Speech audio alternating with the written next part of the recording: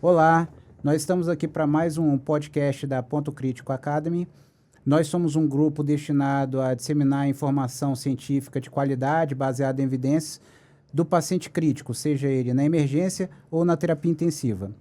Hoje nós temos a honra de entrevistar a doutora Letícia Rebelo, uma grande amiga. Eu vou deixá-la se apresentar. Eu sou Rodrigo Biondi, sou o host desse episódio.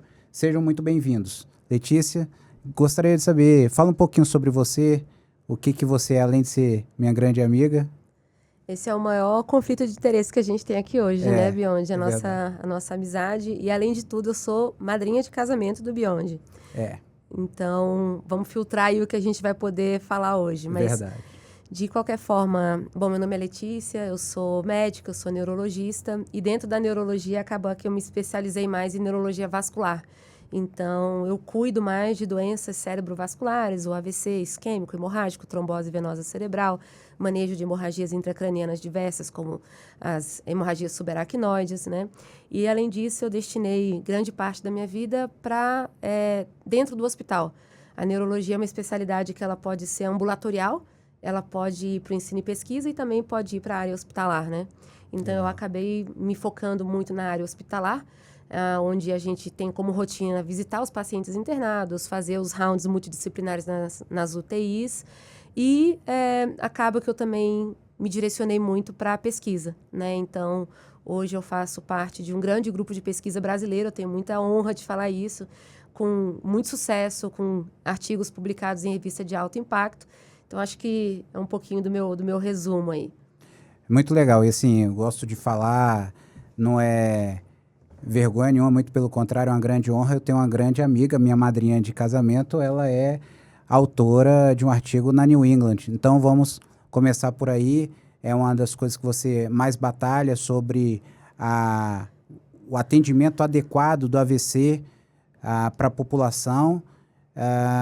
Então, eu queria que você falasse um pouco sobre a epidemiologia, sobre o quão importante é esse tema na nossa vida, o quanto que nós precisamos tomar atenção para isso como população e como a comunidade médica.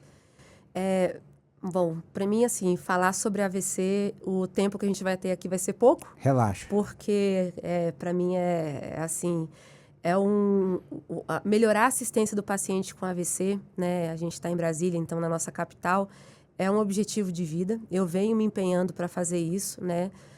Tanto na saúde suplementar, como, principalmente, na verdade, no SUS. Então, a gente vai poder falar um pouquinho sobre isso. E eu vou comentar com você depois como que foi o desafio desse trabalho, né? Que você comentou, o Resilient, né?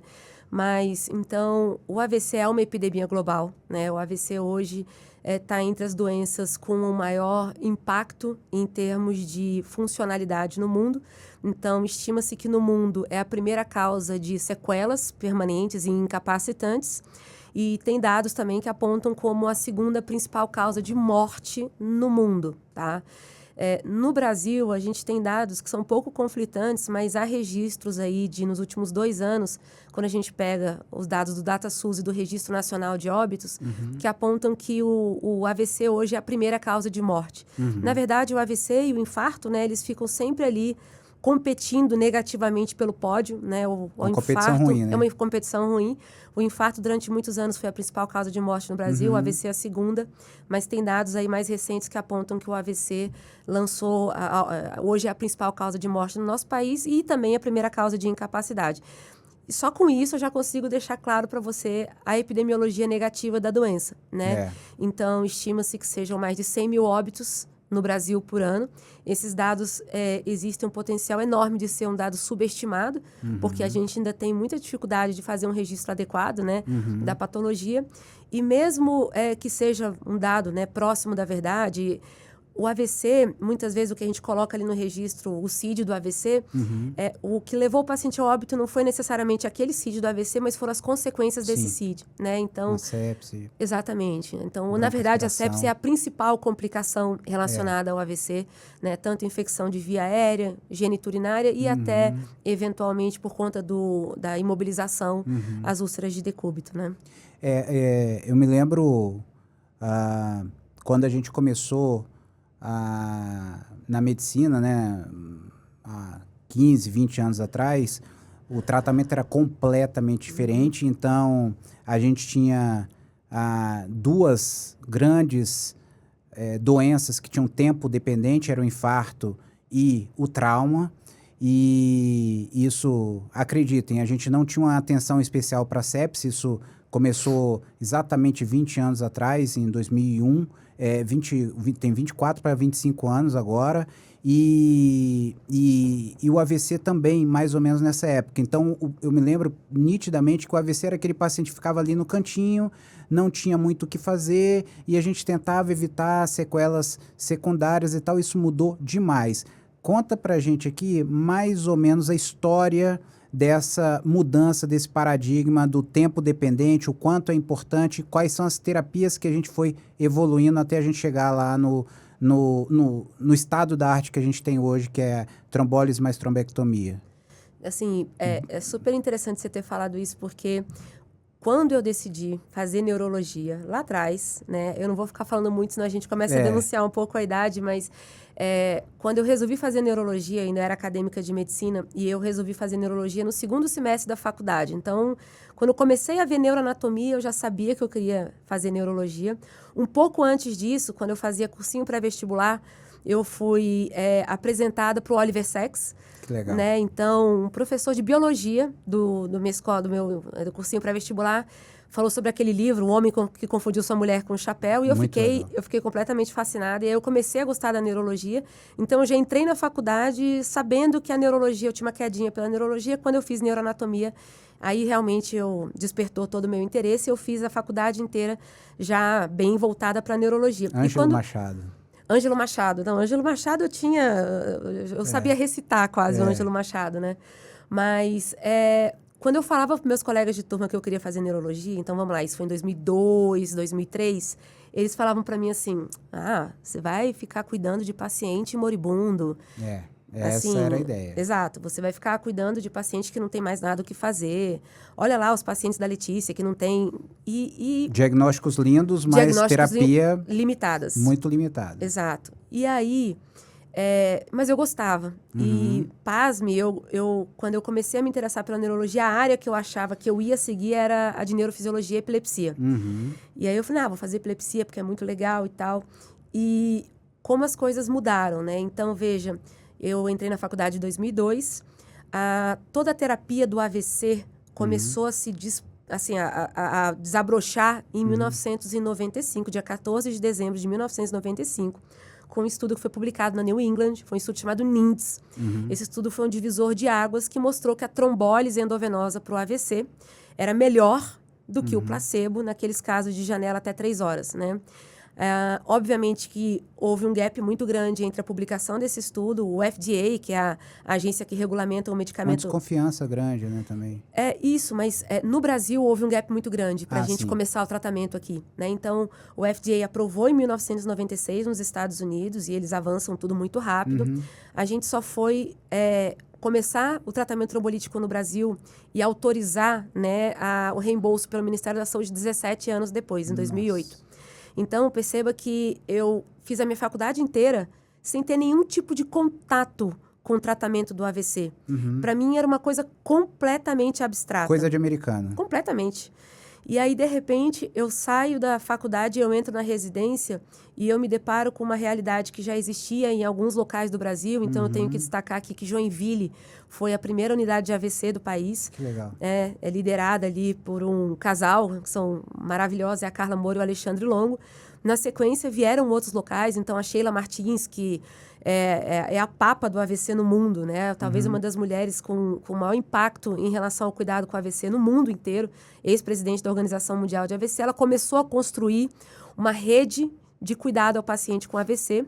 Então, veio aí o fortalecimento da Sociedade Brasileira de AVC, a Rede Brasil AVC. Então, o tratamento que antes a gente era espectador, a neurologia hoje virou uma das especialidades mais importantes e mais intervencionistas no hospital. Né? Então, hoje a gente tem como doenças tempo-dependentes a dor torácica, o sepse, o trauma e o AVC. Né? Então, realmente, a neurologia ganhou um protagonismo muito grande na emergência e na atuação hospitalar por conta do AVC. Eu percebo isso nitidamente no dia a dia, além da Letícia ser minha madrinha, minha grande amiga, ainda não é minha médica, mas talvez um dia venha a ser Deus ela. me livre. Deus me livre. Deus me livre. Mas também nós trabalhamos juntos, né? E eu percebo o quão permanente e presente é a equipe hoje, comparado com o neurologista de 15 anos atrás, de 20 anos atrás, que vinha no dia seguinte, porque estava tudo bem, né? As orientações poderiam ser feitas por telefone e tal, e hoje a presença do neurologista, ele é muito central no atendimento primário. E depois esse atendimento ele foi disseminado. Hoje é até preconizado que qualquer pessoa na emergência, baseado nos protocolos, baseado nos critérios adequados, possa fazer esse tratamento, não precisando de um neurologista presencial, porque não tem neurologista para todos os lugares, né? Óbvio. Mas existem aqueles casos especiais em que sim, o neurologista vai fazer muita diferença se estiver ali. E a minha impressão, a gente teve uma evolução a reboque da cardiologia. Então, lá atrás, na década de 90, início dos anos 2000, a trombólise coronariana. Depois, muito próximo dessa época, a angioplastia coronariana com instalação de stents e mudou drasticamente o tratamento da doença coronariana. E a gente veio com trombólise do AVC e tropeçou um pouco inicialmente com a trombectomia, que seria a angioplastia, a intervenção, né? Mas depois mudou isso. O que mudou? Conta pra gente essa historinha, porque é interessante. Então, a gente costuma brincar que a neuro fica imitando a cardio, né? A cardio está sempre uns passinhos na frente da gente. Mas, em compensação, a gente consegue alcançar muito rápido, né? E essa área que eu estou atuando, a neurologia vascular, exige que a gente esteja muito atualizado o tempo todo. Porque, Beyond, todo ano tem novidade. Então, agora, no início do mês de fevereiro, teve o Congresso Americano de AVC, né, que foi lá nos Estados Unidos. Então, a gente tem 3 congressos grandes, né, todo ano, o americano, o europeu e o mundial de AVC. E a gente tem que ficar ligado. Mesmo que você não vá no congresso, você tem que ficar de olho ali, porque... Sim. Eles vão colocando coisas que têm impacto na tua prática clínica, né? Então, em relação à evolução do tratamento do AVC, como eu comentei, tudo começou nesse estudo, né? Que foi um estudo de 1995, onde foi demonstrado que a trombólise com o alteplase, né? Que é ainda o medicamento que a gente usa no Brasil, e a gente já vai falar um pouquinho mais sobre o trombolítico e as perspectivas de mudança mais na frente, mas que a trombólise com alteplase, na dose de 0,9 miligramas por quilo, de 0 a 3 horas, era superior a não fazer nada, né? Isso com um NNT super bom. Obviamente que quanto mais precoce o tratamento, maior o impacto dele. Então, o NNT, que é o número necessário de tratamento, ele varia a depender do tempo que a gente consegue intervir. Então, se você puder ter uma ideia aí, nos primeiros 90 minutos, a gente tem um NNT em torno de 14, né? À medida Isso é um absurdo de grande, um impacto... Desculpa te interromper, mas assim, para quem não está acostumado, um NNT abaixo de 25 é um absurdo de benefício. É muito grande esse benefício, é inquestionável, né? Exato, e à medida que, se a gente tiver um tratamento ainda na janela de ouro, né, que a gente chama, que são os primeiros 60 minutos, esse NNT é ainda mais baixo, né? Ele chega a 5, 7. Nossa. Tá? Então, na verdade, a neurologia vascular, ela esbanja NNT baixo, né? Então, é realmente o poder do tratamento que é muito bom. Então, depois dessa trombólise de 0 a 3 horas, eu comentei com vocês, isso foi em 96, né? Em 2008 vem um outro estudo chamado ECAS-3, que aumenta a janela de trombólise até 4 horas e meia, tá? Que é a janela que a gente adota ainda no Brasil, né? Então, a nossa janela para trombólise, de forma mais simplista, é de 0 a 4 horas e meia. Tem exceção? Tem. Não sei se a gente vai chegar nisso, mas a gente pode falar um pouquinho mais na frente. E aí vem o que você comentou, que foi a trombectomia mecânica. E tem uma história legal com a trombectomia mecânica, porque da mesma forma que a cardiologia mostrou que a angioplastia primária seria superior a fazer a trombólise na cardiologia, a neuro também ficou tentando, né, fazer o tratamento endovascular e avaliar se seria superior à trombólise. E em 2013, 3 grandes estudos, tá? E teria expectativa de apresentação neles, nesse congresso que eu comentei com você, que é o Congresso Americano. Esse congresso ia ser no Havaí, em Honolulu. E você imagina, 3 estudos avaliando a trombectomia mecânica, a Sociedade de Neurovascular do Mundo, olhando para esse momento. Imagina, em Honolulu, um lugar maravilhoso, paradisíaco, com 3 possibilidades de tratamento positivo para intervenção, e os 3 vieram negativos, né? Obviamente que uma série de limitações em relação ao desenho do estudo, a técnica do dispositivo que era usado na trombectomia nessa época. Fato é que em 2015, né, que foi o ano que eu fiz o meu fellow fora, foi um dos anos mais importantes para a neurologia vascular, onde 5 estudos, avaliando a mesma técnica, né, avaliando o mesmo desfecho, com critérios de inclusão muito semelhantes, foram publicados no intervalo de tempo de 6 meses na New England, todos positivos, avaliando trombectomia mecânica mais a trombólise versus a trombólise sozinha. Então, entenda que a trombólise não foi desprezada, né? Então, é a trombólise já era uma coisa boa versus uma coisa possivelmente melhor. Melhor, né? E então, foram positivos. O que era diferente dos estudos anteriores. Que era só trombectomia. Era trombólise versus trombectomia. Né? Aqui não. Aqui era trombólise mais trombectomia versus a trombólise isoladamente. E esses estudos de 2015 foram um novo divisor de águas do tratamento do AVC isquêmico agudo, né? Então, eu só falei até agora de AVC isquêmico, né? Então, a gente depois pode comentar sobre o hemorrágico um pouco, mas então, em 2015 vem esse outro momento.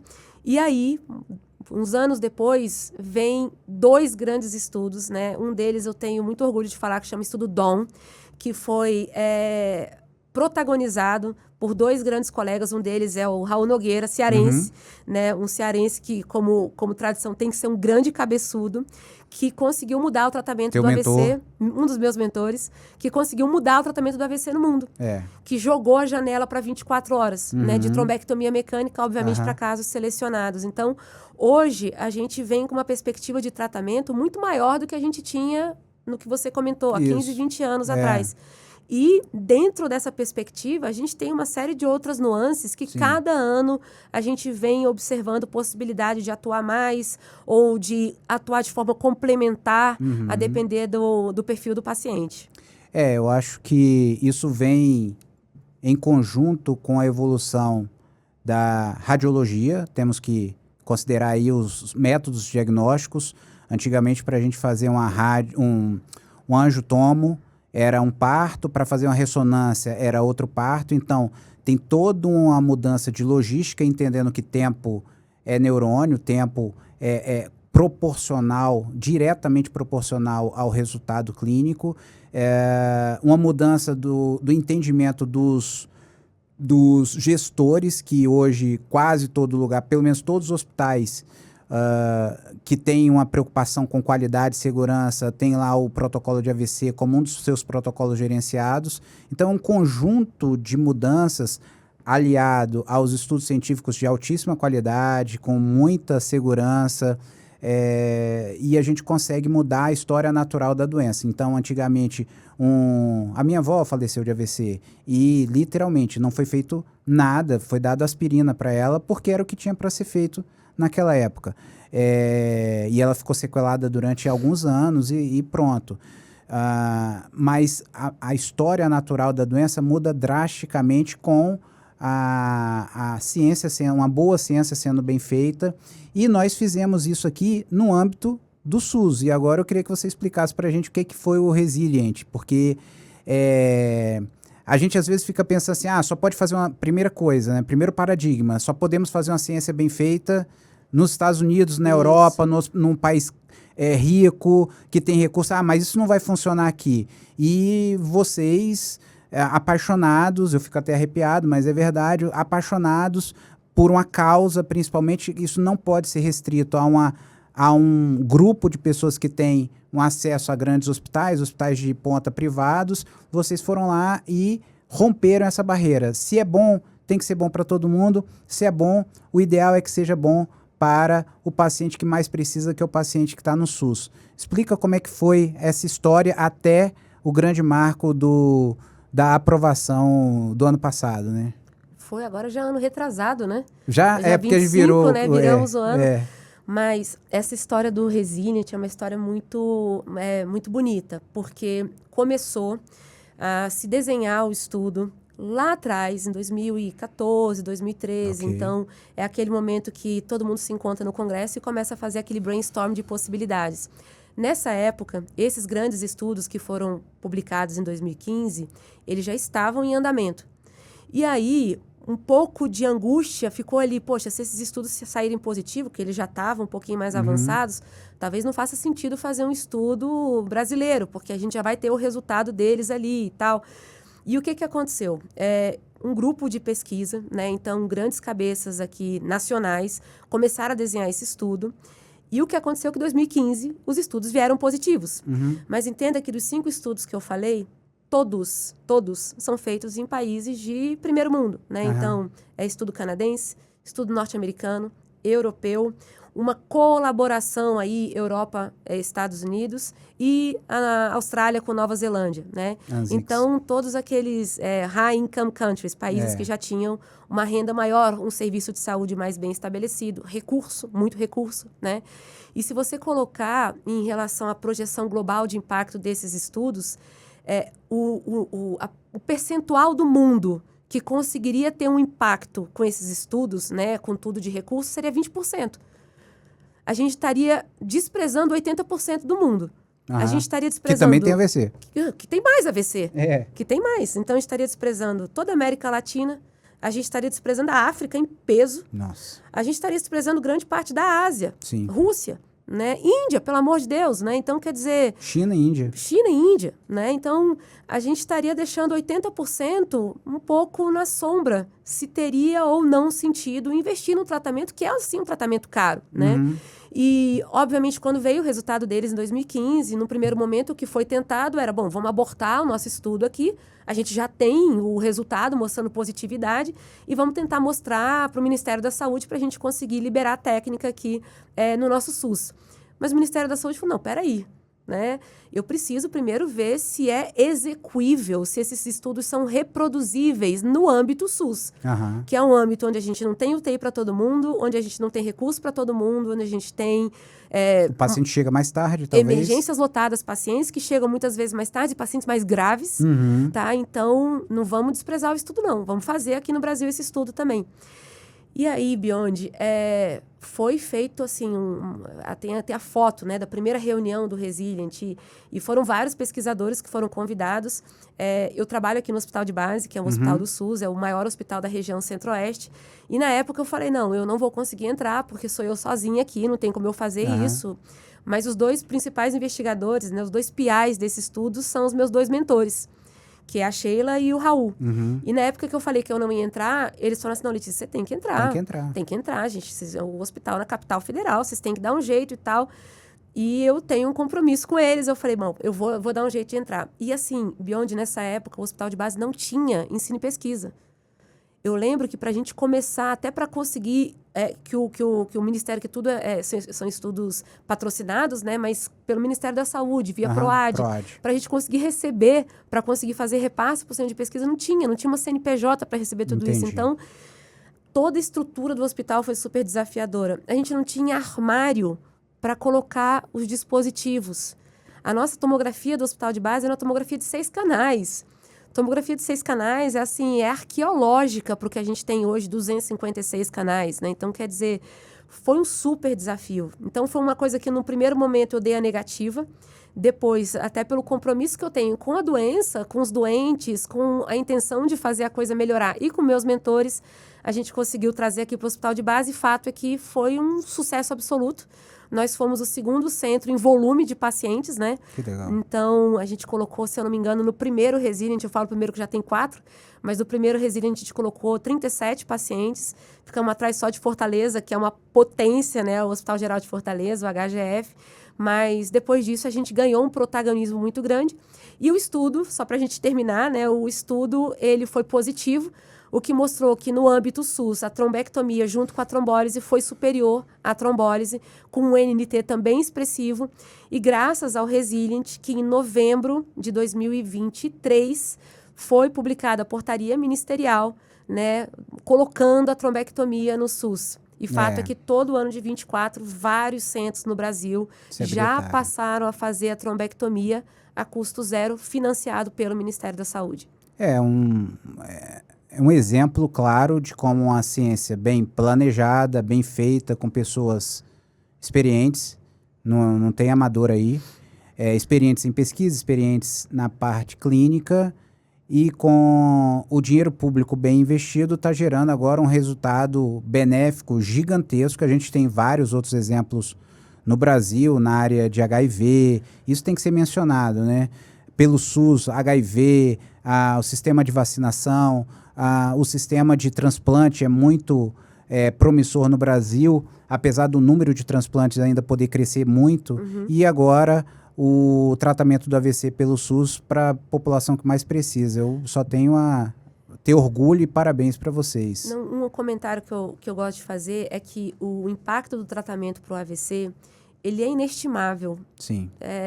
A gente devolver para uma família uma pessoa que, se não tivesse sido tratada, estaria condenada a ficar numa cama para o resto da vida, né?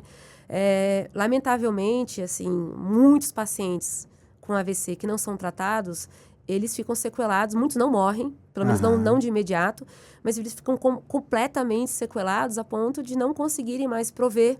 Isso gera gastos indiretos relacionados à previdência social, né, aposentadoria precoce, auxílio-doença, e não falando só em âmbito SUS, mas também para a prática privada, né? Sim. Então, o bom tratamento, o bom emprego do tratamento, a boa execução do tratamento, o impacto dele é inestimável. E a provocação que o Resiliente trouxe para o resto do mundo é que, se a gente conseguiu fazer um estudo no nosso SUS, com todas as nossas limitações, a gente consegue agora preencher uma lacuna que tinha sido deixada lá atrás. Ou seja, a gente consegue oferecer tratamento para mais do que os 20% anteriormente. Sim. Tanto que, depois desse estudo, o Uruguai já colocou a trombectomia via Ministério da Saúde local deles também. Glasgow, Glasgow não, a Escócia, né? A Escócia, que, embora seja um país de primeiro mundo, não fazia trombectomia. Depois do Resilient, não, peraí, a gente também tem que ir atrás. E vários outros países começaram a se mobilizar para fazer a trombectomia, entendendo que seria execuível e que reproduziu os resultados dos estudos anteriores no SUS. E uma coisa que a gente também tem que levar em consideração, um hospital que faz alguns procedimentos de alta complexidade, como trombólise e trombectomia, transplante, ele não melhora a assistência apenas para aquele paciente que é vítima do AVC e para a família daquele paciente.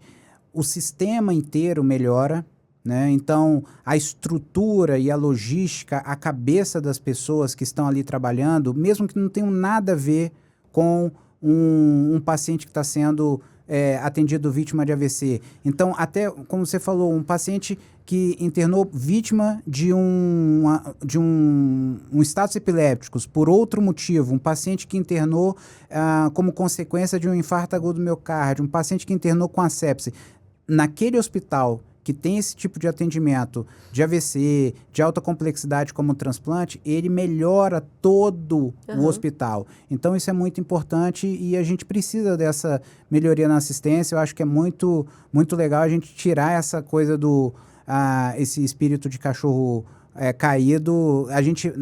Nós podemos fazer e nós podemos fazer muito bem. Então, assim, de lá para cá, do Resilient para cá, quais as grandes mudanças, ou quais as mudanças teve janela? Você falou um pouco da janela de tempo.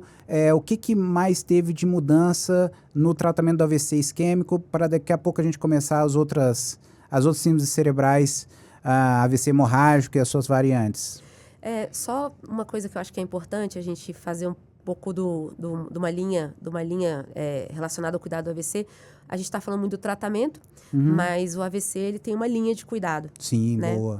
A linha de cuidado do AVC, ela vai desde estratégias de prevenção e promoção de saúde. Então, a gente Essencial. A gente costuma falar que a melhor forma de evitar um AVC é atuando na prevenção. É por isso que a atenção primária, é por isso que o médico do postinho é tão importante.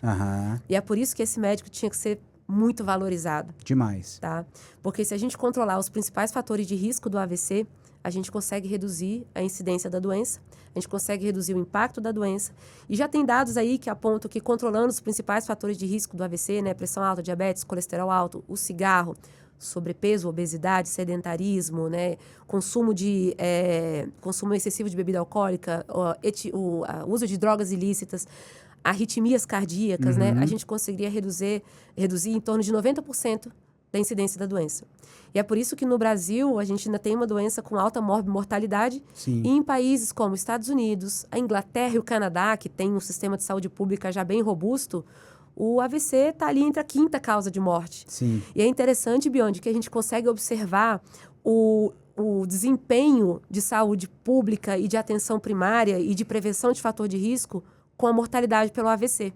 Aqueles países que têm menor mortalidade pelo AVC são países que têm já uma estratégia de prevenção mais avançada, mais robusta, né? Então, a linha de cuidado começa na prevenção, depois vem um outro ponto que é super importante, que é o reconhecimento do AVC. Precoce. E esse é um problema porque o AVC ainda é uma doença negligenciada, isso está mudando, mas ainda é uma doença negligenciada, né? Então, muitas pessoas não sabem reconhecer um AVC. Inclusive, muito por isso a gente reforça tanto nas universidades, para os meninos, para os acadêmicos de medicina, na residência, né? E não só residência de neurologia, para todas as residências, saber reconhecer um AVC, né? Que a gente já chega lá. E depois que o paciente reconheceu, aí vem a estruturação do cuidado agudo, do tratamento do AVC. E depois que esse paciente é tratado, não acaba aí. Reabilitação. É a reabilitação naqueles casos que precisam. E prevenção secundária. E prevenção secundária. Sim. Né? Eu tenho que identificar o que causou o AVC, porque aí eu direciono meu tratamento conforme a causa. Sim. Né? Então, só lembrar Muito que bom. é uma linha de cuidado super complexa e que o apoio dela e o cuidado e o estudo dela tem que ser absolutamente permanente. Né? Muito, muito bem colocado. E lembrando que, se a gente pensar desse início até a reabilitação, essa fase aguda provavelmente é de mais dispêndio financeiro, mas a quantidade da população que você pega aqui na atenção primária, evitando o desenvolvimento para a doença cerebrovascular, o dispêndio financeiro dos órgãos de saúde, sejam eles privados ou públicos, na sua maioria vai ser público, vai ser um dispêndio muito menor. Com certeza. Ou seja, a economia por real, que geralmente se fala por dólar empregado, ela é muito, muito maior do que nessa fase final. Então, é muito vantajoso realmente a gente investir nisso. E hoje, como você falou, a janela de tempo aumentou. Hoje a gente tem, claro, quanto mais precoce, e aí está no reconhecimento, e é uma coisa que eu batalho, você falou os acadêmicos de medicina, os residentes de outras áreas, mas eu diria até antes. A população. A população. Por que a gente tem que saber o ciclo do plasmódium no 2º grau, no ensino médio, mas a gente não sabe reconhecer uma dor torácica ou um AVC, que para levar o seu pai ou sua mãe ou o seu avô para o hospital rapidamente para conseguir essa janela de tempo mais precoce e a gente poder tratar adequadamente esse paciente. Então, é uma coisa...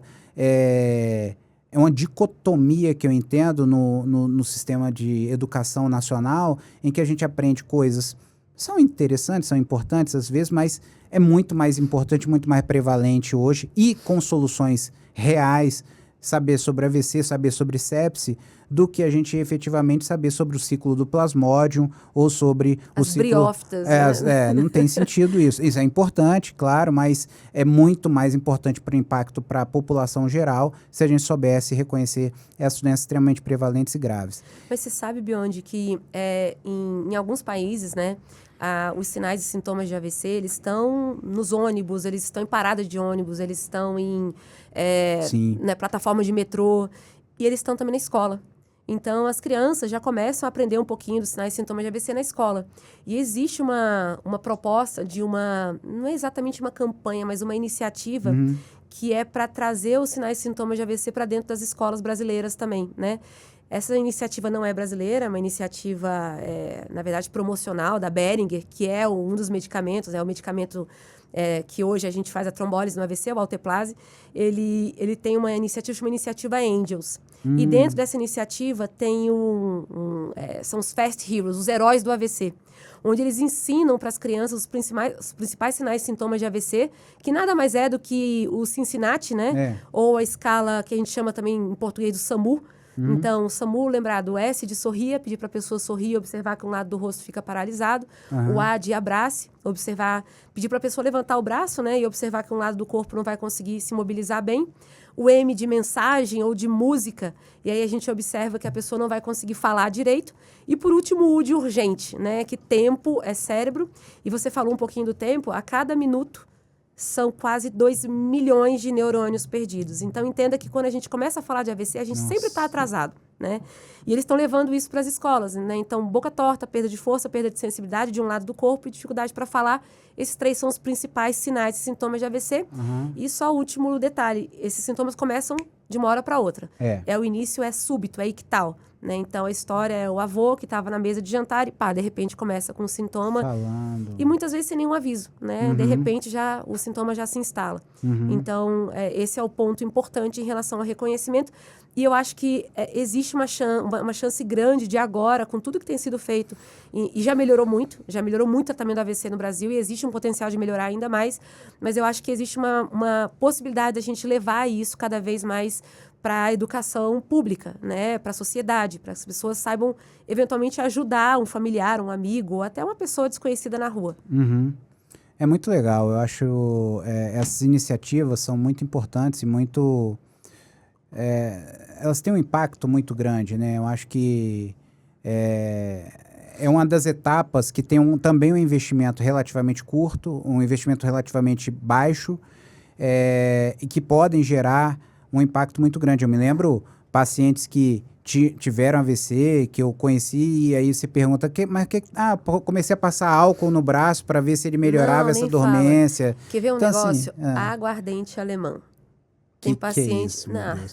Os pacientes falam assim, não, eu não fui para o hospital porque eu realmente acordei sem conseguir mexer um lado do corpo, mas eu fui tomar aguardente alemã, porque minha vizinha falou que é bom, para ver se melhorava os sintomas de AVC. Então, eu já tenho pavor da aguardente alemã.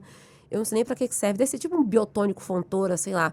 Meus pacientes usam isso daí, principalmente pacientes do interior, achando que vai passar sintoma de AVC, né? Tem que ter cuidado, como tudo, né, que a gente viu aí, mas tem que ter cuidado com as desinformações. Sim. Né, e cuidado com mensagens polêmicas em grupo de WhatsApp. Então, isso. Você falou de passar álcool. Teve uns anos atrás que era furar o dedo com um negócio... Teve né? isso, teve Então, era isso. furar o dedo, esperar furar ali, que passava o sintoma do AVC. Então, gente, pelo amor de Deus... perda de tempo total e perda de neurônio. Tem um senso crítico, né? É melhor você, eventualmente, ir para o hospital e ser descartado o AVC do que você deixar de ir para o hospital tentando fazer essas coisas fantasiosas aí e que muitas vezes são disseminadas de forma absolutamente irresponsável em grupo de WhatsApp e você perder uma eventual chance de tratamento. Eu acho que isso é essencial.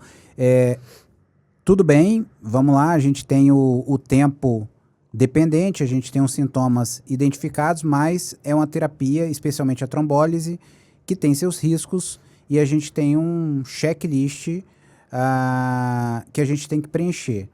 Então, queria revisar rapidamente contigo, porque eu, particularmente, sou completamente contrário a decorar qualquer coisa que seja importante. A única coisa que eu acho que a gente tem que decorar é olhe lá o nosso CPF, o nosso telefone de casa e do cônjuge, e olhe lá, porque se é muito importante e a gente depende da memória, a gente pode falhar. Então, eu sou favorável a gente ter uma tabela no celular, todo mundo tem um smartphone, tem os protocolos, mas vamos revisar um pouco, porque até a última revisão que eu fiz, até cerca de 8% dos pacientes podem sair de um AVC isquêmico e sangrar, o que pode ser extremamente grave.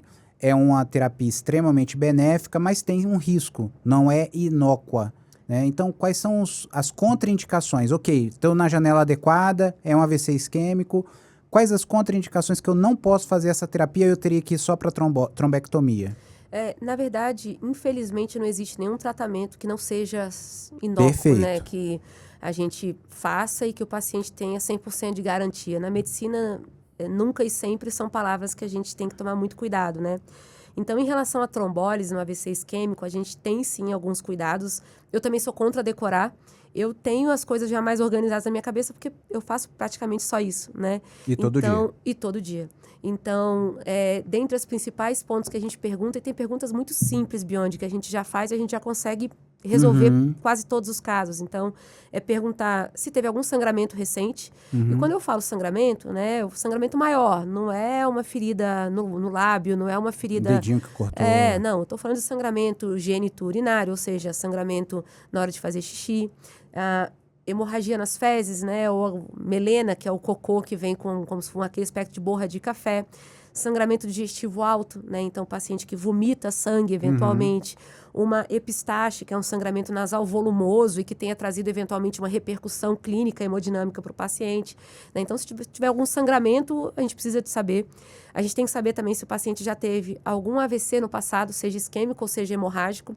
O hemorrágico, principalmente, vai direcionar um pouco mais a gente contra a terapia trombolítica, né? Porque existiria uma chance maior do paciente causar sangramento na cabeça. O AVC isquêmico prévio é uma contraindicação relativa, a gente pergunta, tempo dependente, né? Exato, a gente não tem, assim... Geralmente fala ali 3 meses, né, de um AVC isquêmico, mas tudo a gente vai pesar caso a caso. Uma pergunta que é super importante. Medicamento que o paciente está usando. Por quê? Porque o AVC é uma doença que aumenta a prevalência com a idade, mas a gente tem outras doenças também que são mais prevalentes com a idade. E à medida que a gente está falando de uma população que está envelhecendo, uma das principais doenças que estão mais relacionadas ao envelhecimento populacional é a fibrilação atrial. Sim. E é uma doença que os pacientes vão precisar de usar anticoagulante. Sim. Então, eu tenho que saber se o paciente está usando anticoagulante ou não. E caso ele esteja usando a varfarina, que é um dos anticoagulantes mais antigos e que hoje em dia está sendo deixado um pouquinho mais... Não é de lado, mas está sendo substituído pelos anticoagulantes de ação direta. Se eu estiver usando a varfarina, eu preciso de calcular antes o INR do meu paciente, antes de submetê-lo à trombólise.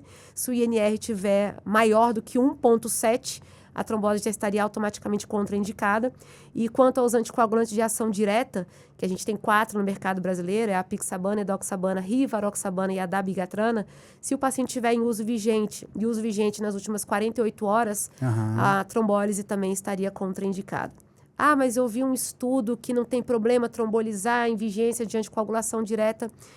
As diretrizes ainda recomendam que a gente não faça trombólise nesse cenário. E caso você tenha ouvido falar, pode saber que tem a mão de algum especialista ali avaliando. Uma situação de exceção. Exatamente. Não vai ser a regra.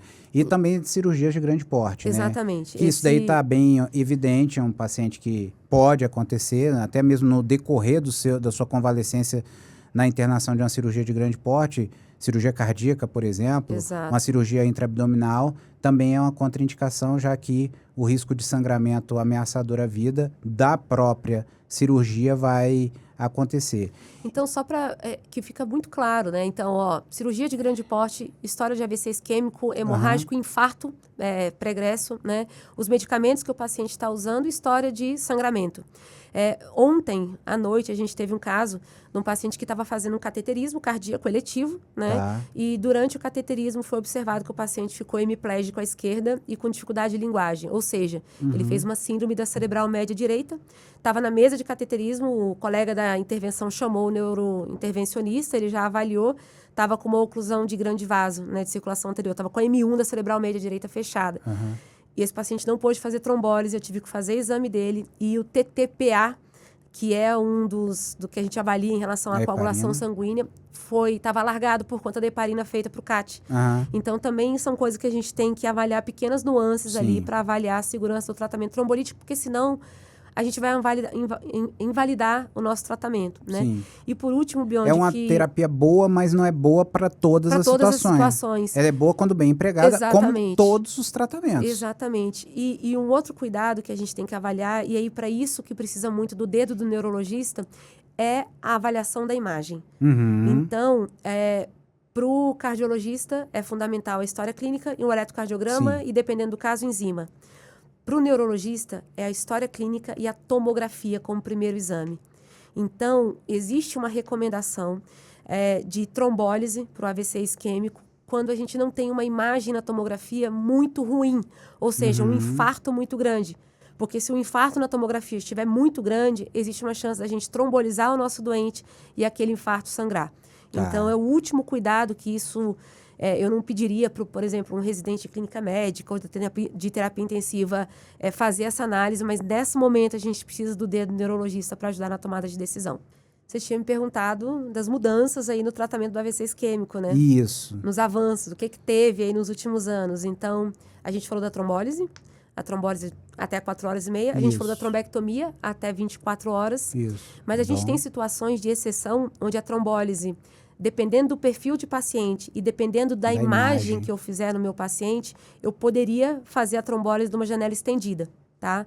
Eu não quero entrar muito nisso, mas eu acho que vale a pena que se saiba e que nesse cenário de janela estendida a gente pode aliar tanto a CT perfusão, que é a tomografia com perfusão, quanto a ressonância para apoiar a nossa tomada de decisão, mas eu acho que são cenários que precisam realmente de um apoio da neurologia. Sim, tá? essencial. E um outro ponto em relação à trombectomia mecânica, os estudos principais que eu comentei avaliavam circulação anterior. A gente tem a circulação anterior e a gente tem a circulação posterior na cabeça, que é a circulação vértebro-basilar. E a gente também já tem estudos mostrando o benefício da trombectomia mecânica para perfis específicos de paciente para oclusão de basilar. Né? Então, hoje a trombectomia mecânica não está limitada à oclusão de grande vaso de circulação anterior. Ela também vai ser empregada na circulação posterior. E uma terapia que está sendo feita de forma combinada hoje, que tinha sido completamente descartada há um tempo atrás, é a trombectomia e um resgate de trombólise intraarterial. Isso. Em casos selecionados, onde após a trombectomia ainda fica um ramo mais distal, que tenha acesso mais difícil. Então, a trombólise pós-trombectomia vem sendo empregada em alguns cenários, né?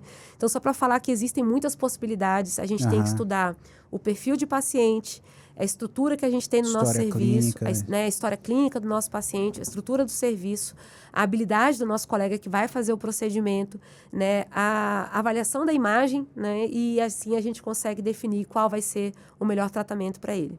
Legal. Eu deixo claro aqui para vocês, a gente vai deixar na descrição desse vídeo as principais referências bibliográficas. A maioria delas, pelo grande impacto, as revistas deixam liberadas, vocês vão conseguir acessar na internet e vão poder estudar e ver a melhor evidência lá na fonte como foi publicada. Então, continuando aqui, a gente falou sobre AVC isquêmico, você falou de vários fatores de risco, mas tem um fator de risco que está muito na moda e a gente tem pego pessoas não naquela faixa etária usual, que a gente imagina pacientes mais idosos, ou então na quarta, quinta década por fibrilação atrial, mas a gente tem pego, às vezes, pacientes jovens, por uma causa estranha à nossa vida. Polêmica demais. Me fala aí sobre o uso de anabolizantes e os afins. Faz mal mesmo ou é lenda urbana? Anabolizante, chip da beleza. Tudo isso. Então, assim, faz mal, óbvio que faz mal, né? Então, tanto faz mal que, graças a Deus, ano passado, a Anvisa proibiu, né, o uso estético do chip da beleza. O chip da beleza, né, é importante que eu acabo falando mais, que é o que a gente vê isso muito difundido, a gente já vai falar um pouquinho especificamente dos anabolizantes. Ele acaba que entra um pouco no grupo dos anabolizantes, porque tem substâncias neles que muitas vezes nem o médico sabe o que tem, né, ou não sabe como que vai ser a distribuição e a liberação desses medicamentos, desses hormônios no organismo. Então, é um chipzinho que se coloca muitas vezes ali no subcutâneo, né? E diferentes tipos de hormônios. E ele vai liberando, né, de forma totalmente errática. Não tem como a gente tirar. Então, muitas vezes a pessoa termina o efeito, já tem que colocar outro. Ao ponto que a gente já teve pacientes que a gente teve, por complicação, tinham 18, 20 né, implantes desses chips no organismo. Entenda que, assim, Biondi, tudo que se oferece um resultado rápido, né, garantido, isso não existe na medicina, pelo amor de Deus. Então, na medicina séria, não. Medicina séria, né? Então, quer dizer, essas garantias de o resultado vai ser rápido e ele é 100%, cuidado, né? deve ser maravilhoso usar o chip, usar a testosterona, usar anabolizante, da mesma forma que também deve ser bom usar algumas drogas que a gente sabe que são drogas com efeito negativo absurdamente elevado. Então, o que se observa do ponto de vista cardiovascular, aumenta risco de infarto, aumenta risco de AVC, aumenta o risco de trombose venosa cerebral. Então, não tem bala de prata, não tem um medicamento assim que vai, de forma absolutamente segura, trazer um resultado estético, né, rápido. A melhor forma da gente conseguir um bom resultado estético é com um médico sério, supervisionado, né, que traga terapias que são aprovadas na medicina e, obviamente, que vão ter 2 fatores que o paciente vai ter que entender, aderir. Os 2 fatores é o tempo e a persistência do paciente quanto à prática de atividade física, cuidado com a alimentação, né? Então, na nossa prática, e a gente acaba que compartilha alguns pacientes graves que foram submetidos a esse tipo de terapia, seja anabolizante, seja o tipo da beleza, muitas vezes sem nem o paciente pedir, e que por às vezes nem sabe, né? E que por complicação acabaram na UTI com infarto, com AVC, com hepatopatia, com doença no fígado, né? Eventualmente com doença renal e, enfim, então... Uma série de problemas. Exato, né? Se falou vários fatores de risco, esse novo fator de risco que está, vou dizer, quase uma epidemia, tem muita gente usando. E uma coisa extremamente importante...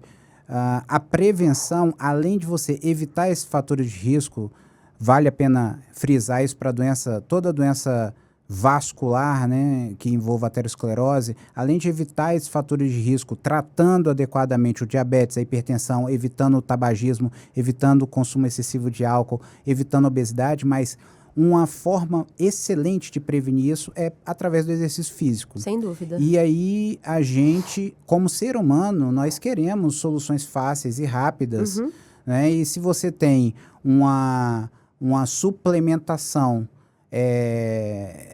errônea que gera, assim, um ganho de massa muscular, gera, sim, eventualmente uma perda de massa gorda, né? Então, isso é muito atrativo, mas isso está muito atrelado, está muito associado a efeitos colaterais danosos demais.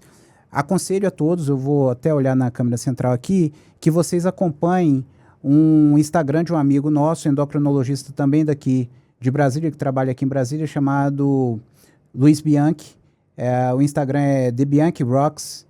E também, recentemente, teve um post do Léo Costa, que é um profissional que fala muito sobre prática baseada em evidências, e avaliando exatamente um estudo muito recente com milhares de pacientes na Dinamarca com o uso dos anabolizantes em relação a doenças cardiovasculares. Ok, vamos virar a página. Falamos do AVC isquêmico, agora vamos para o AVC hemorrágico. O ex-patinho feio. O ex-patinho feio, porque eu quero que você me fale das características, uma grande polêmica, se dá para a gente identificar no exame se é um AVC hemorrágico, qual a maior probabilidade, menor probabilidade, e principalmente do Interact 3, que é uma grande novidade que a gente teve aí no ano passado, trazendo... Retrasado já. Ai, meu Deus. Já viramos 25. Já viramos 25. Eu ainda estou com a cabeça de 24. Então, Interact 3, que é que a gente teve de novidades no tratamento do AVC hemorrágico. Então, pronto. Primeiro ponto é o seguinte, os sinais e sintomas de AVC a gente já comentou um pouquinho, né? Então, boca torta, perda de força, perda de sensibilidade de um lado do corpo, dificuldade para falar, né? Muitas vezes o paciente também fica com dificuldade para entender. A gente não tem como, Beyond, olhar para o paciente, colocar a mão na cabeça dele e falar assim, é isquêmico ou é hemorrágico? Isso é a mesma coisa que você jogar uma moeda para cima e sair cara ou coroa.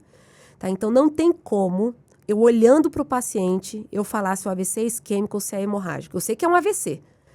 E é por isso que é tão importante que a gente desconfie do diagnóstico, que a gente leve para o serviço médico o mais rápido possível, para a gente fazer a diferenciação de qual tipo de AVC. Né? Então, a gente só consegue diferenciar o AVC isquêmico de um AVC hemorrágico com uma neuroimagem. Obviamente que a neuroimagem mais disponível nas emergências é a tomografia. Então, a gente evita fazer qualquer abordagem para o AVC, diferentemente do que muitas vezes é feito no infarto, antes de fazer a neuroimagem. E esse é um ponto super importante. Então, também, de novo, vou olhar aqui para a câmera central. Então, por favor, desconfiou que é um AVC isquêmico, né? Não é para dar aspirina, não é para sair mexendo na pressão, né? Tem gente que já dá um monte de remédio, um combo de remédio. Cuidado com isso. Porque se você estiver dando alguns remédios e for um AVC hemorrágico, você pode estar piorando o quadro do paciente, tá? Então... E, eventualmente, até tirando o paciente de uma possibilidade terapêutica de trombólise, né? Porque se você der, por exemplo, um anticoagulante, esse paciente que poderia ser candidato a uma trombólise não vai ser mais. Exato. Então, cuidado com fazer medidas heróicas aí antes de chegar no hospital. O diagnóstico de um AVC é clínico. É olhando para o paciente a gente consegue dizer se é um AVC ou não. Mas eu só tenho como diferenciar o AVC isquêmico de um AVC hemorrágico depois que eu fizer a neuroimagem. E o curioso, a gente já vai falar do tratamento, é que o tratamento de um e de outro é quase o oposto. O manejo de pressão, muitas vezes, é completamente oposta. Imagina, num AVC, eu dou fibrinolítico, eu dou antiagregante plaquetário. No outro, eu não posso dar essas coisas, porque eu posso, eventualmente, piorar o cenário. Então, é fundamental um diagnóstico precoce para a gente ir estabelecer o tratamento depois de entender qual é o tipo de AVC. Falar do AVC hemorrágico agora? Então, vamos para o AVC hemorrágico. Quais são as novidades do Interact, que teve uma mudança? Na verdade, sistematizou uma coisa que a gente já fazia de forma mais ou menos apartada, com algumas evidências apartadas, mas sistematizou que esse tratamento, num combo, que a gente chama em bundle, né? Ele teve um benefício. Explica pra gente. Vamos lá. Só para reforçar um conceito básico de AVC hemorrágico, existem mais de um tipo de AVC hemorrágico. Sim. Então, a gente tem... O intracerebral. Isso. É o intraparenquimatoso, né? Que é aquele AVC que acontece por a ruptura de um vaso sanguíneo dentro do parênquima cerebral. É diferente da hemorragia subaracnoide. Que a gente vai falar daqui a pouquinho. Que é quando um vaso sanguíneo estoura, né? Muitas Geralmente vezes, aneurismático. Por conta de ruptura de um aneurisma e o sangue se extravasa no espaço subaracnoide. Então, eu estou falando do hematoma intraparenquimatoso e principalmente do hematoma intraparenquimatoso de etiologia hipertensiva. Ainda tem isso. Porque dentro dos AVCs hemorrágicos intraparenquimatosos, a gente tem o de etiologia hipertensiva, que é mais profundo, e os hematomas intraparenquimatosos lobares, que são mais superficiais. Então, focando mais, direcionando mais para hemorragia hipertensiva, de fato, por muito tempo, quando a gente via que era um AVC hemorrágico, a gente pisava no freio e, não tem muita coisa o que fazer, né? Devolve o paciente para a sala de emergência, não tem muito como a gente atuar aqui. Mas há 2 anos, né, então em 2023, foi apresentado no Congresso Europeu e simultaneamente foi publicado, acho que foi na Lancet Neurology, né? Foi publicado o estudo Interact 3, então foi um estudo aí protagonizado pela China. Então, inclusive, eu tenho que, realmente reverenciar os chineses com a produção científica deles. É um absurdo. Então, muito até agradecer a China por ter uma produção científica, pelo menos na neurovascular, é um absurdo. E qualquer artigo são 5 mil, 10 mil. E eles conseguem rápido, né? Então, mas o piloto desse estudo é um australiano, né? Um australiano maravilhoso chamado Craig Anderson. E foi um dos estudos mais aplaudidos na plenária do Congresso Europeu de 2023, onde foi sim apresentado um bundle ou um pacote de cuidados, né, para a gente usar o termo em português aí, um pacote de cuidados para serem implementados naqueles pacientes com AVC hemorrágico com diagnóstico até 6 horas do início de sintomas e com uma exigência de que esse pacote de cuidados fosse implementado dentro da primeira hora de internação hospitalar. E aí entenda que quando a gente fala de uma doença tempo-dependente, a gente tem métricas de tempo para AVC isquêmico, né? A gente não entrou nisso, mas a gente tem métricas de tempo que a gente tem que usar como indicadores de qualidade assistencial, mas no AVC hemorrágico, depois desse estudo, a gente começou a ter métricas de tempo também. Então, entendendo que é um estudo que tenta colocar esse pacote de cuidados na primeira hora, eu tenho que ser o mais eficiente possível de corrigir algumas medidas nesse tempo. Então, quais são as medidas? É a pressão, tá? A pressão arterial, a gente olha aqui para a pressão arterial sistólica, né? Então, no AVC hemorrágico, a gente vai tentar reduzir a pressão arterial sistólica para menos de 140 na primeira hora. A gente tem que ter um cuidado com a glicemia. e a gente vai tentar corrigir a glicemia, diferentes alvos, né? Então, o paciente diabético tem um alvo mais permissivo de HGT, ou de glicemia do hemoglicoteste, de 140 a 180, e para o paciente não diabético, a gente costuma baixar para a torno de 110 a 140. Então, cuidar da pressão, glicemia, temperatura, tá? Então, aquele paciente que eventualmente se apresentar na emergência com febre acima de 37,5, já corrigir, reduzir a temperatura para menos de 37,5. E, por último, anticoagulação. Aqueles pacientes que estão usando a varfarina, que é um antagonista da vitamina K, reversão, né? Usando a vitamina K, usando o complexo protrombínico, para a gente tentar reverter nessa menos de 1 hora para o alvo de NR menor do que 1,5. Obviamente que naqueles serviços, né, que tiverem disponibilidade de reversão dos DOACs, dos anticoagulantes de ação direta, a gente tentaria fazer reversão também dentro dessa primeira hora. Só para reforçar, no Brasil, a gente, por enquanto, e a gente está falando aqui em fevereiro de 2025, por enquanto, a gente só tem o Idarucizumab, que é um reversor da dabigatrana. A gente não tem reversor dos anti-10A ainda, né? Esse processo ainda está... o Andexanet Alpha. O Andexanet Alpha está parado ainda na Anvisa. Então, só reforçando que em países aí, né, onde estiver disponível, a gente vai fazer essa reversão. Então, são 4 medidas que devem ser implementadas na primeira hora, com impacto direto na morbidade e na mortalidade do nosso paciente. Conseguindo fazer isso, a gente reduz óbito, a gente reduz morbidade, né? Então, para a gente que ficava frustrado com o que podia fazer no AVC hemorrágico, veio aí uma novidade boa. Aí essa é uma novidade clínica, né? Mas nesse mesmo ano, nesse mesmo congresso, foi apresentado um outro estudo. Esse é um outro estudo que tem mais limitações do ponto de vista de empregabilidade, porque o estudo chama ENRICH, que foi avaliado a drenagem por uma técnica chamada MIPS, que é uma técnica de endoscopia invasiva, onde se faz a drenagem de hematomas profundos, né? Esse estudo foi apresentado por um colega da Emory, né, do hospital onde eu fiquei nos Estados Unidos. Então, o nome dele é Jonathan Ratcliffe, ele que é um dos PIs, ele que apresentou o estudo junto com o neurocirurgião, e o que ele observou também foi o resultado positivo no emprego dessa técnica, né, que é essa técnica de drenagem invasiva do hematoma, quando comparado ao tratamento conservador. Por que eu falei que a empregabilidade é um pouco mais limitada? Porque não são todos os serviços que dispõem de um neurocirurgião com possibilidade de fazer esse tipo de tratamento, né? Tem que ter um cuidado ali em relação ao quadro clínico do paciente da admissão. Então, enquanto eu entendo que o Interact 3, ele é para todos os pacientes com AVC hemorrágico hipertensivo, esse outro ele tem um pouquinho mais de cuidado em relação a qual paciente que vai ter um real benefício. Eu acho interessante porque a gente viveu exatamente essa fase, a fase do paciente com AVC isquêmico mesmo, que ele ia para o cantinho ali da emergência, depois era o 3º, 4º que arrumava uma vaga na UTI.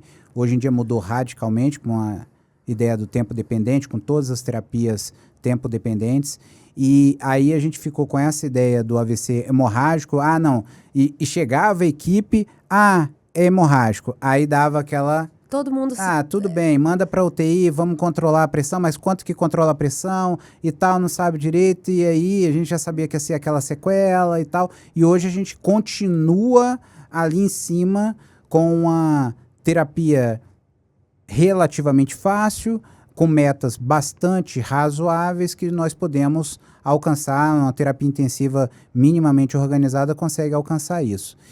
E lembrando que esses pacientes, eles têm uma demanda de um cuidado para evitar lesões secundárias também, né? Então a gente precisa prover a terapia nutricional adequada, depois, claro, alinhado ali com a equipe da neurologia, neurocirurgia, a profilaxia de tromboembolismo pulmonar, tromboembolismo venoso. A gente tem que prover uma reabilitação precoce já dentro da UTI. Então, a série de avaliação da fono e da físio, a fono principalmente para evitar broncoaspiração. Então, a gente tem que cuidar desse paciente com muito cuidado.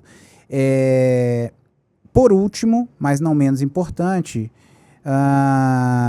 a outra modalidade do AVC hemorrágico, que geralmente a gente não fala AVC hemorrágico, vale a pena frisar, a gente fala, é uma hemorragia subaracnoide. A gente não fala Eu não sei porquê, assim, é uma etiologia bastante diferente, a fisiopatologia é bastante diferente, mas se a gente tiver entre nós falando assim, a hemorragia é um AVC hemorrágico, eu vou pensar numa imagem com um hematoma intraparenquimatoso. Se você me fala uma hemorragia subaracnoide, eu vou pensar em outras escalas, vou pensar em outro desfecho, em outras, uma evolução completamente diferente, inclusive possibilidade de tratamento completamente diferente. Exato. Vamos lá para o HSI. HSI, né? Então, na verdade... Eu adoro.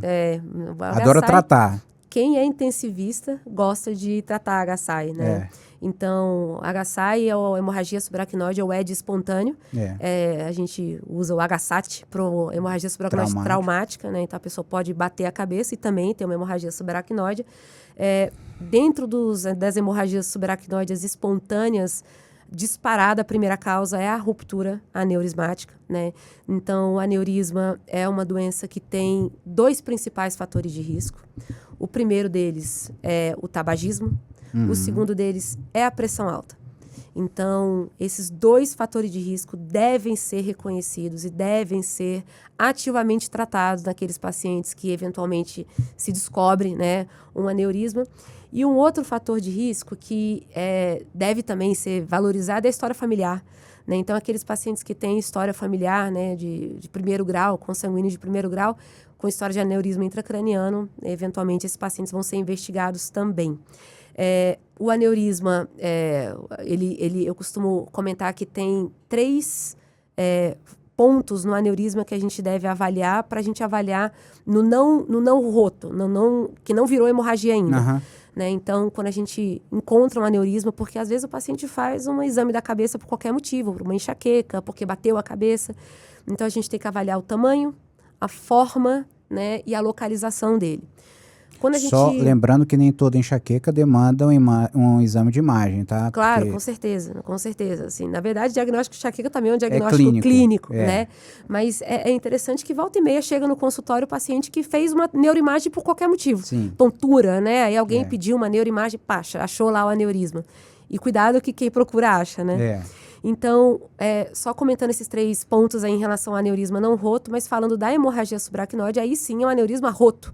Né? É uma das grandes emergências médicas, é uma doença que tem uma severidade e uma morbidade altíssima, e isso acaba também gerando uma mortalidade muito alta. É uma doença que invariavelmente vai precisar de um suporte de terapia intensiva muito bem encaixado, bem montado, bem estruturado. Eu costumo falar que a hemorragia subaracnoide é uma caixinha de surpresa. É um paciente que, de repente, está super bem na sua UTI e, de repente, ele piora, né? E um dos principais motivos dessa piora da hemorragia subaracnoide, e entendo que foram vários estudos tentando mostrar ali tratamento e benefício, o que pode ser feito...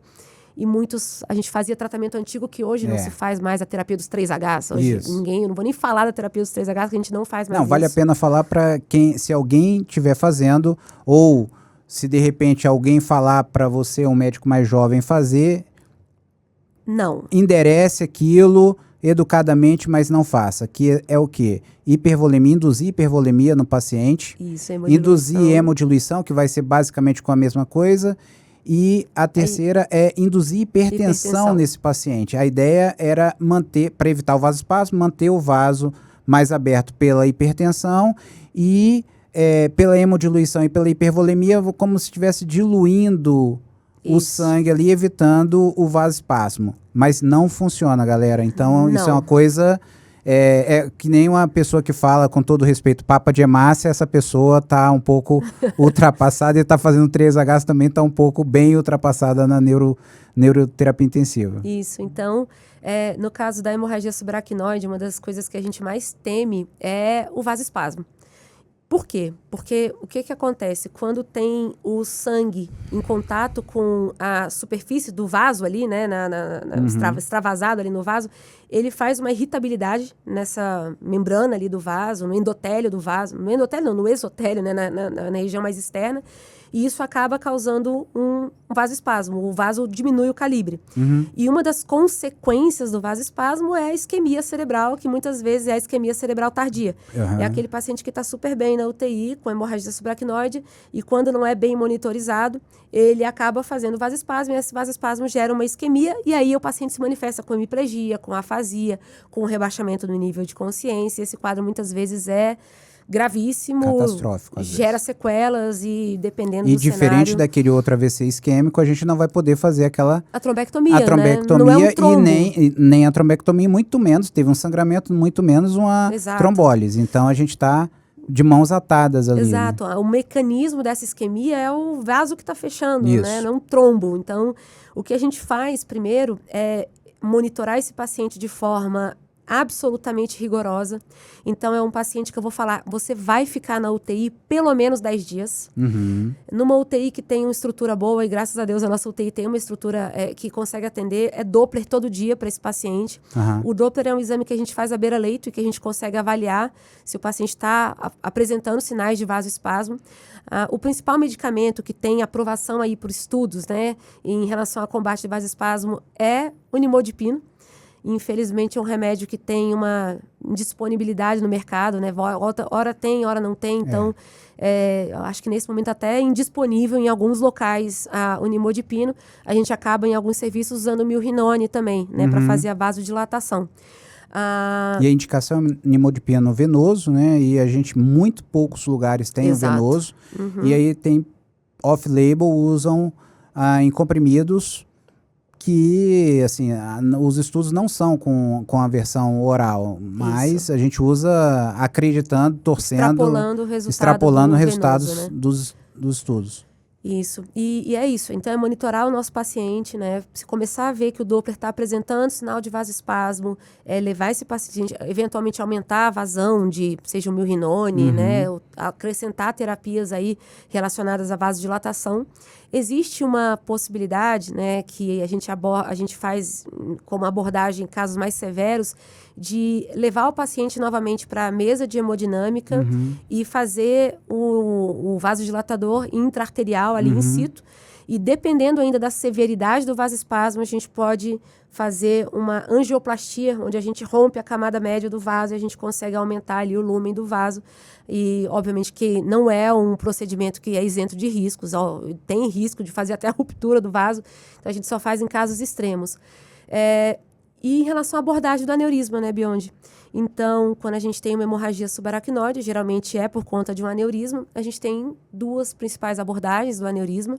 A primeira é a cirurgia aberta, né, onde é localizado o vaso, o aneurisma, e é feita uma clipagem desse aneurisma. E a segunda abordagem é o tratamento endovascular, que é o que mais é feito ultimamente. A gente tem 2 estudos aí, né, o ISAT e o ISUIA.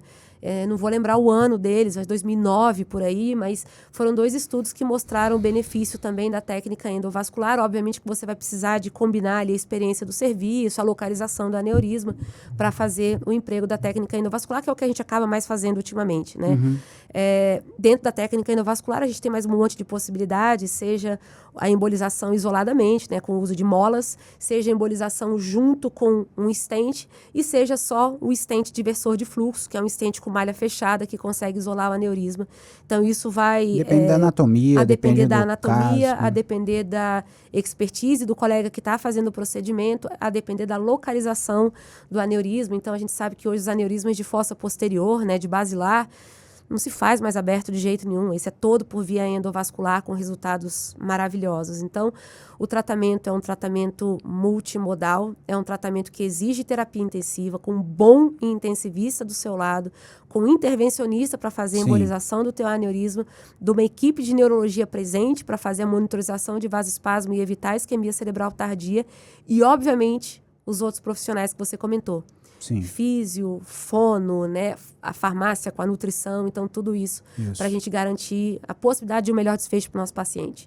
Só organizando, a gente tem uma indicação para evitar o ressangramento, a terapia endovascular versus a cirurgia aberta nas primeiras 24 horas. Quanto mais cedo que for possível fazer esse procedimento, melhor, mas o ponto de corte parece que são 24 horas, porque a gente diminui bastante ressangramento depois, e depois tem aquela janela de 4 a 10 dias, mais ou menos, o paciente pode fazer esse vasoespasmo. E tem uma janela ali até o segundo, terceiro dia, que alguns dos pacientes, isso é muito difícil a gente convencê-lo, porque às vezes o paciente está ótimo, entre aspas, mas um mega risco de sangramento e de fazer o vasoespasmo, e a gente tem que convencê-lo ali que ele tem que fazer. E às vezes alguns desses pacientes fazem um vasoespasmo, seja clínico, seja por imagem. Então a gente consegue, quando a gente consegue pegar por imagem precocemente antes da clínica alterar, ótimo, a gente consegue titular terapias.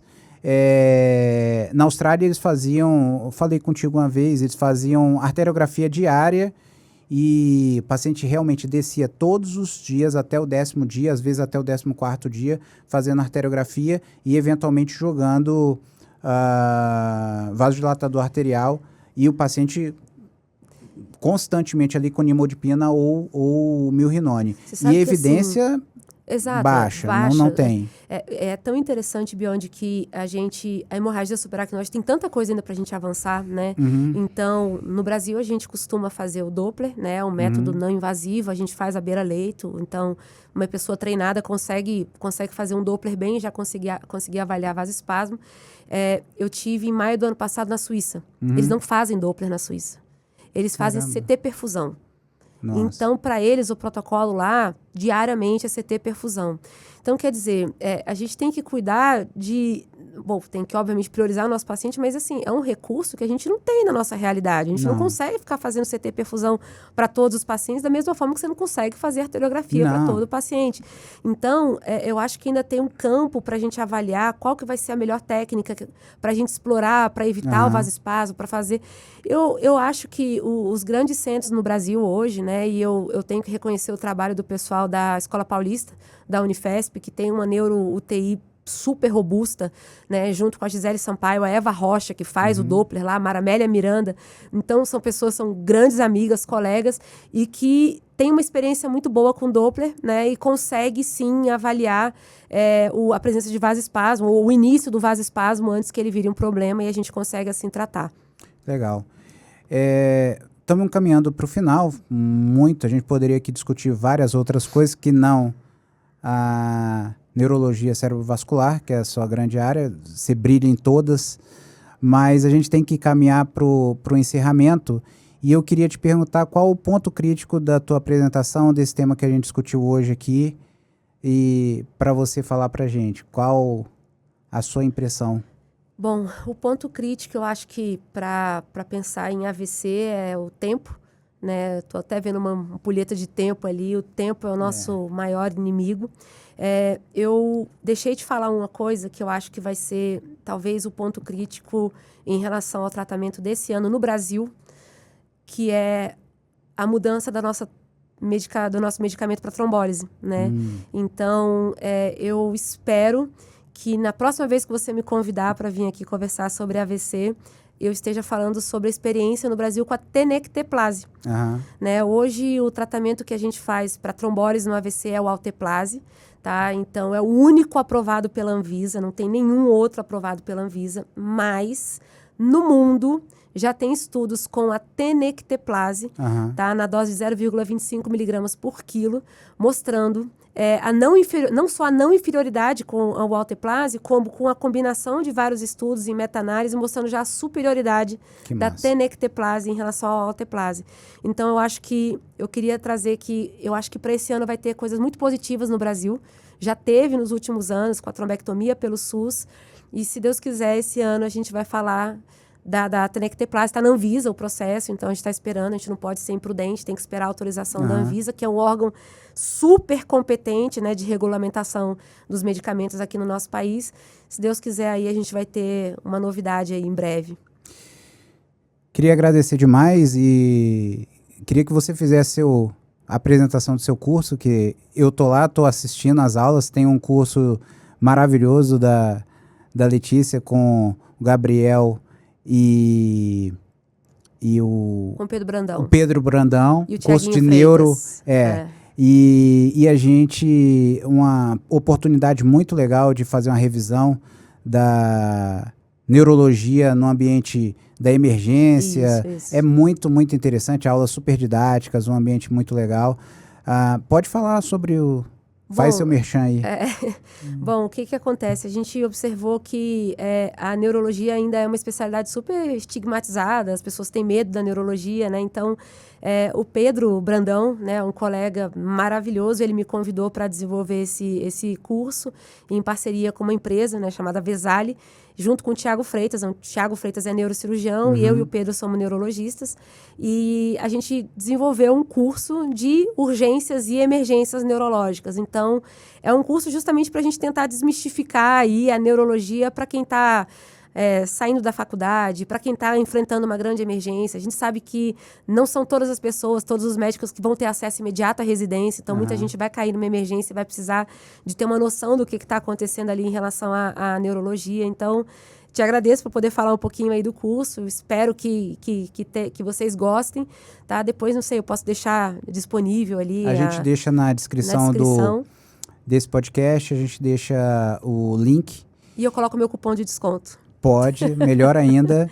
E acompanhem, sigam a Letícia nas redes sociais, @doutora Letícia Rebelo, não é isso? E eu gostaria de convidá-los também para acompanhar a gente nas nossas redes sociais, @pontocriticoacademy no Instagram e sigam-nos também no YouTube e no TikTok. Eu prometo que não vai ter dancinha no TikTok, mas vai ter muito conhecimento e muita evidência científica baseado no paciente crítico, tanto na emergência. O paciente crítico está em todos os lugares, na emergência, centro cirúrgico, no atendimento pré-hospitalar. Então, uma das coisas que a gente tem que desmistificar e com AVC, por exemplo, uma coisa muito importante, desmistificar que o paciente crítico ele não está só na UTI. Ele pode estar desde em casa, quando você percebe que um paciente tem sinais de AVC, ele já é um paciente crítico, ele tem que ser tratado como tal.